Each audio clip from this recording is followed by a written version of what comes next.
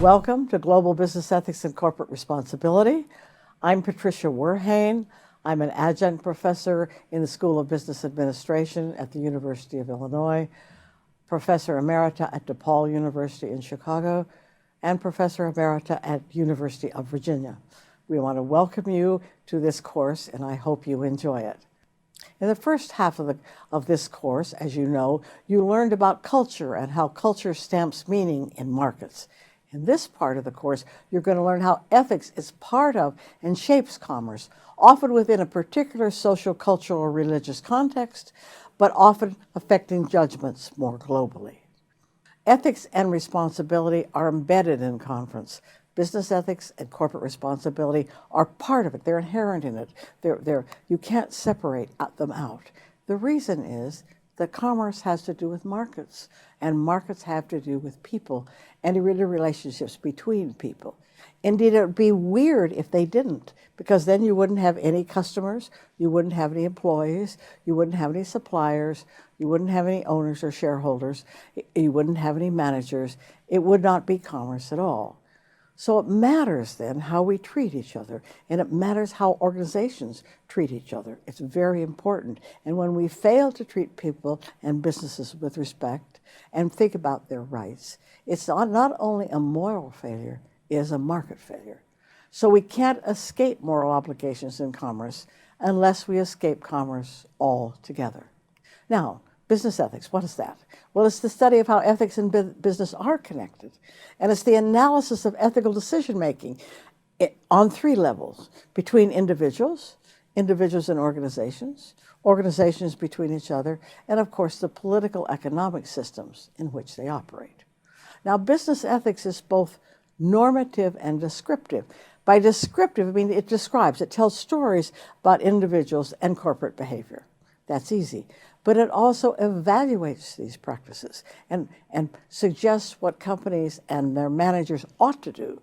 Doesn't mean they always do it, as you know, but it's that sort of thinking that is the core of business ethics. So ethics creates the foundations for corporate responsibility. Corporate social responsibility and corporate citizenship. One often confuses business ethics with corporate responsibility. They are the same, but sometimes corporate social responsibility has to do with philanthropy and defines corporate and other business responsibilities to the communities in which they operate. And that's important. And corporate citizenship, how am I a good citizen where I'm operating, is also important. But business ethics has to do also with the interrelationships between the company and all its stakeholders: its employees, its customers, its managers, its suppliers, its owners.